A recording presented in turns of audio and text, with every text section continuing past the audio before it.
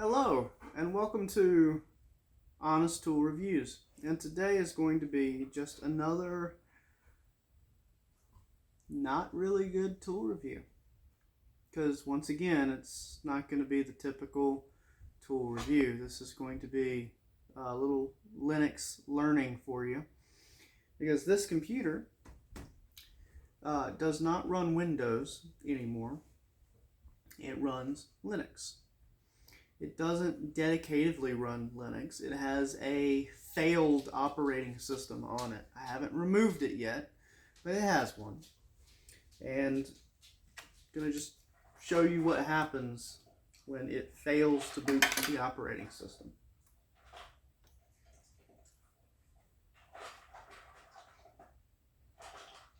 Hopefully we can catch it on film and it not just be a blur. Okay, sometimes you can see BIOS running. Some computers don't show the boot BIOS when they start. This one is attempting to boot the BIOS, and it's telling me that there is no bootable device. Nothing on this hard drive has an operating system. It does. That's the problem. Introducing my USB thumb drive operating system. FossaPup 64 or Bionic Puppy Linux. Either way, this particular one is FossaPup PC. The other one is Puppy Linux. I plug this in. And it says press any key. No, that wasn't any key. I inserted it. Okay. It's going to be picky, so we're going to turn it off, turn it back on again. And it should have a working operating system.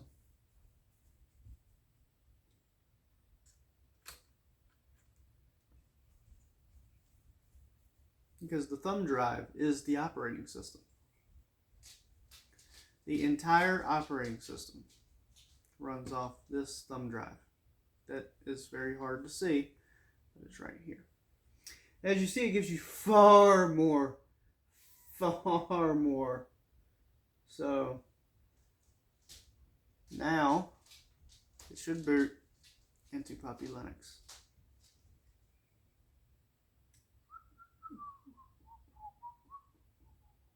Waiting 5 seconds for slow storage devices. It runs entirely on the RAM, the random access memory. It's a tiny operating system. But, ooh, so powerful. It does everything including running Steam games. Ooh, Steam games. That's right.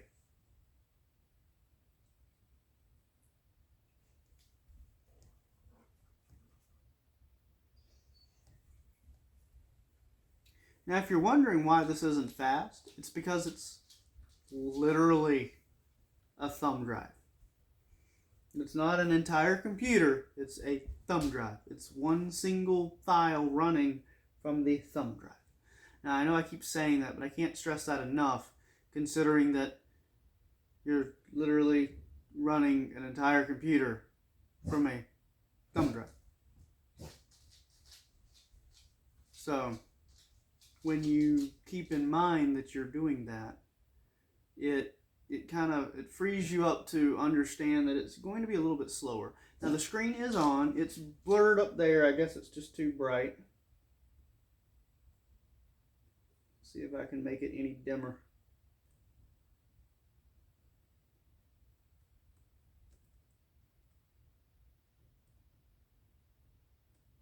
Oh, okay. That's as dim as I can get it. So let's just see if I can zoom in. Oh.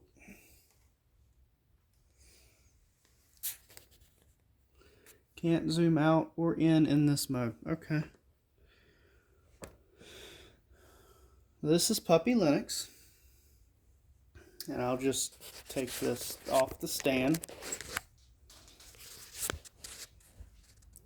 With Puppy Linux, I can see a full read of the vitals for the computer actively.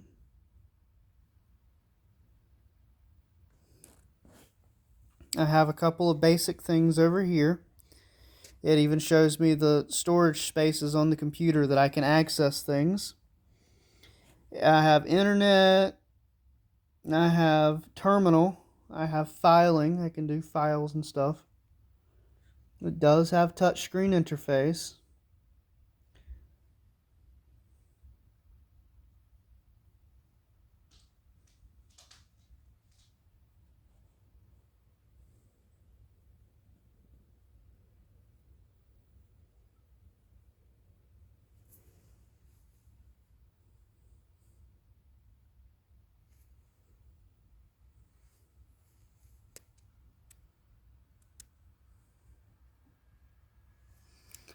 Thank you for opening. Yeah. Skip that. Skip that. Let's skip all of that. Okay. So this is your browser. You can go to YouTube.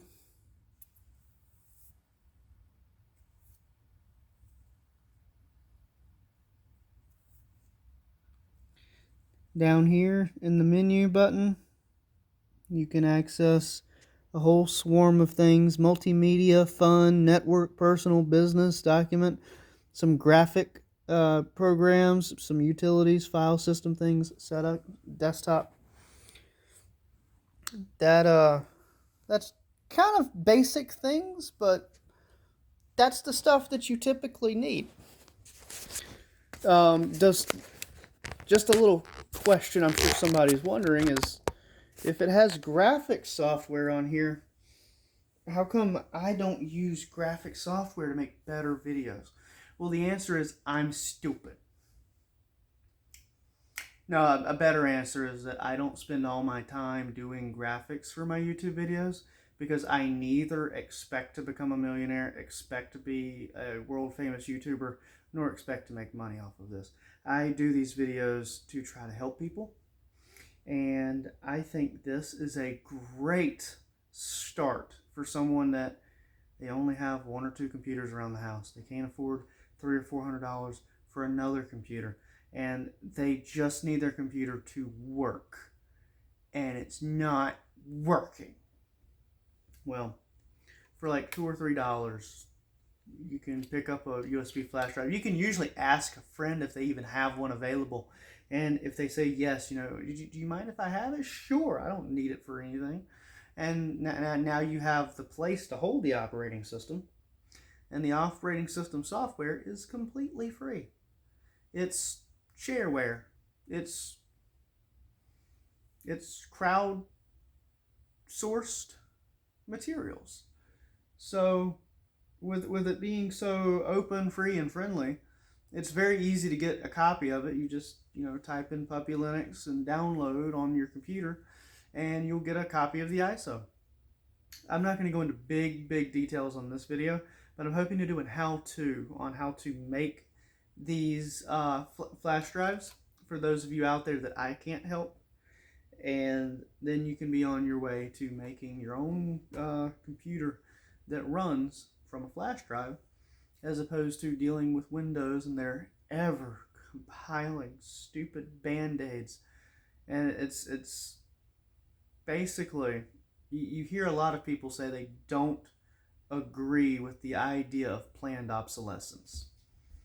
But no matter how badly you disagree with planned obsolescence, there's two things in nature that we know to be true. And one is that if you have an old calculator from 20 years ago and you simply replace the battery, the calculator continues to work just fine. And the second is that if you take a bucket and you start filling it full of shit, rocks, dirt, sand, grit, oatmeal, whatever you want to shove into that bucket, you can shove a little in there today, you can shove a little in there tomorrow, you can shove a little in there next week, but once it's full, and you gotta get rid of some crap before you can use the bucket again.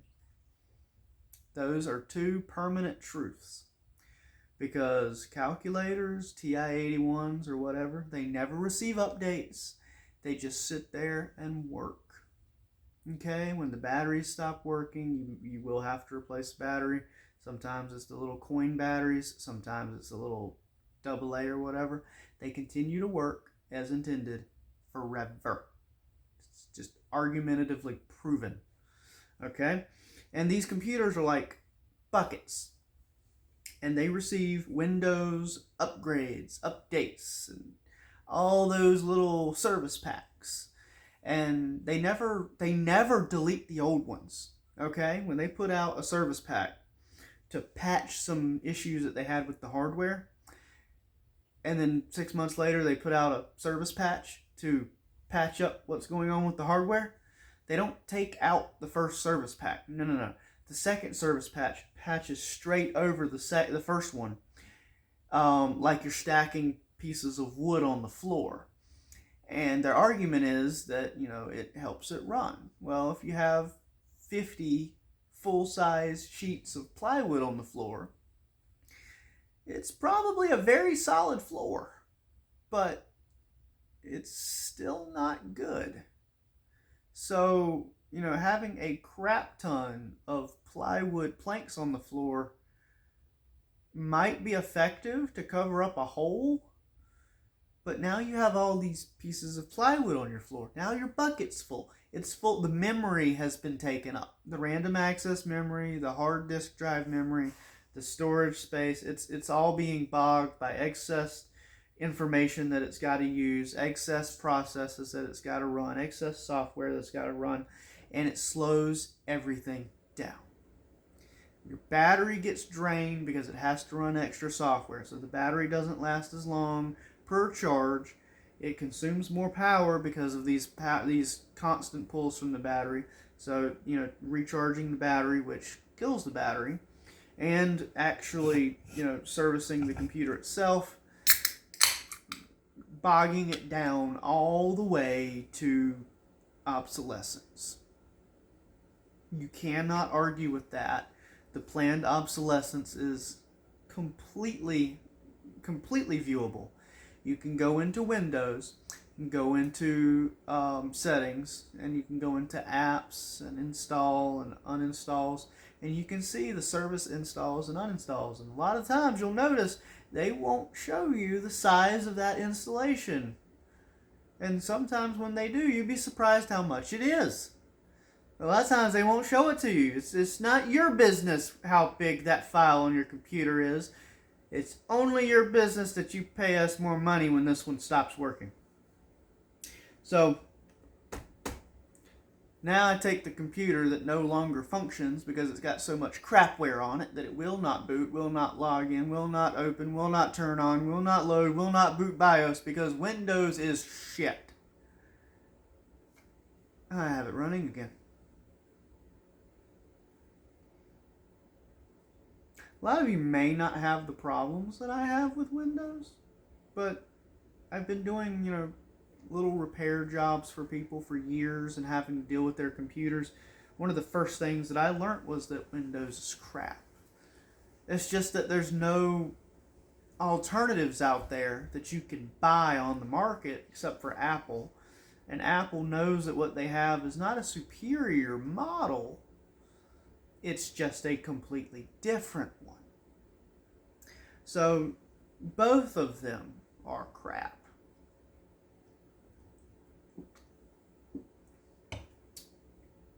Have you noticed that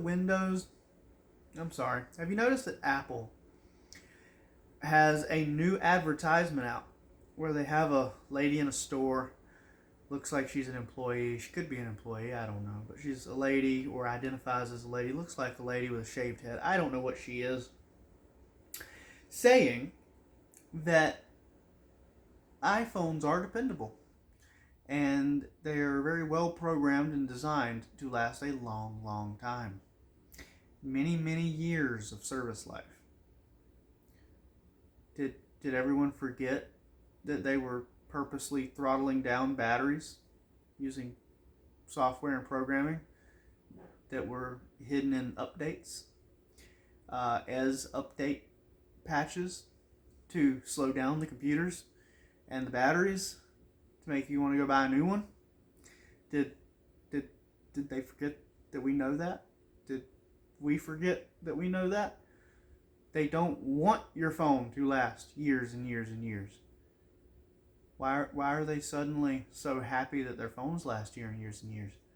They're still putting out a new one every single year. It still functions with the exact same operating system as every other one. So it's not even like Android where there's different operating systems. It's always the same operating system. So I don't understand. Why do you need the new one? Well, you need the new one because the old one's worse. Well, the old one's worse because it's running the same software? Huh. So iPhone 4 and iPhone 8, there's only one operating system because it's the best. It's the best operating system. Then why do you need the 8? I don't know. What I do know is that without this flash drive,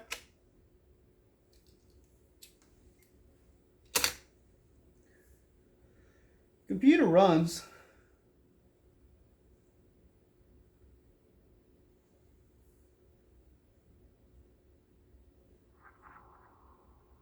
this game. You're not ready for it.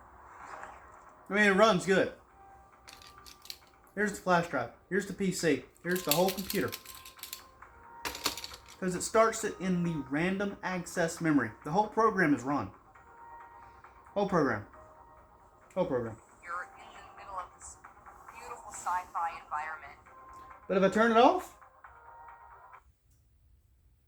which removes the RAM, wipes the computer clean, back to nothing.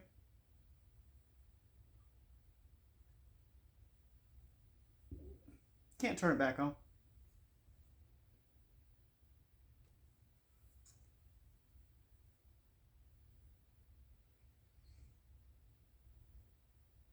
Because Windows made crap.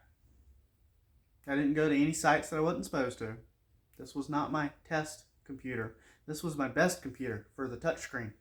And it just decided... when messaging Windows about it, they're like, they don't want to fix it. They want to sell me another copy of Windows. They want to sell me the copy for hundreds of dollars for an old computer that was $1,000. Yeah, everyone's blowing raspberries. But with Puppy Linux, it's working again.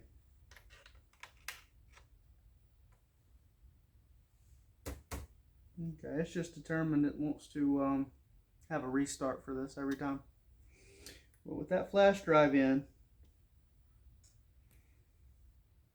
I'm running the operating system from the flash drive. And when I save things on the computer and then take this out after the computer is turned off, I can put this in any computer and have my computer at my fingertips. I can take this and go to my company and sit down at a desktop and change the boot settings and boot my computer to run my software and do what I need to do on my lunch break. If I'm in college, I can change the boot settings on the computer in the school library temporarily. All of these are temporary because those are like functioning computers. But like if I don't have a login and I'm not technically supposed to be using those computers, no one would know. I'm just another student. But if I, was supposed to pay for like a monthly access fee and I knew that my account was being logged out of or whatever, I could still go to the school, still go to the library, still plug this in and still do my work and still, do my research or whatever for the paper I'm doing.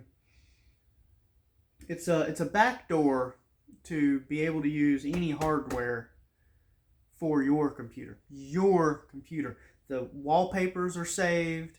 Anything that gets saved on there is saved. Your research, your data, your web browsing, your search history, all of that gets saved if you use it and you shut it down appropriately. You don't just jerk it out like I did. But and it's back to the Puppy Linux screen. I don't know why it doesn't show it. It is.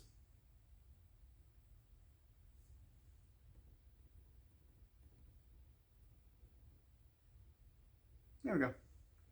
Puppy Linux. And so, I mean, it operates, it does play Steam, so you can play your games. You could potentially, well, I mean, the best way I could suggest someone getting fired is being called hacking and like going to work at McDonald's, going to the cash register, plugging one of these in, and boot starting the cash register and playing your Steam game on the cash register while some dude's trying to ask for a McDouble. I don't suggest it. I'm not for that. I'm just saying that these things can be booted up on any bootable computer. Any bootable computer. It can be a computer attached to a machine. As long as you change the booting to need to boot from a USB drive. And a lot of factory machines actually do boot from specifically a USB drive. I feel like that's going to get me in trouble at work for just saying that. I've never done it, but it can be done.